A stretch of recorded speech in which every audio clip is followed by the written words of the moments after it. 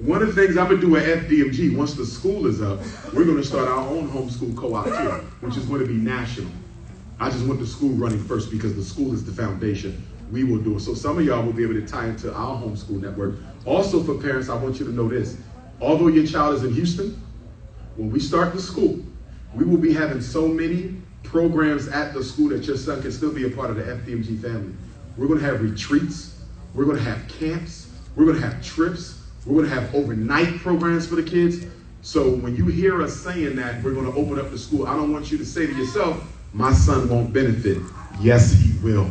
You'll just have to fly him to Philadelphia. We'll get him from the airport. We're going camping. We're going on nature walks, bonding missions. We're going to Africa. We're going to Central and South America. Your son will still be a part of the Fdmg family. And also, we're going to be building a virtual platform.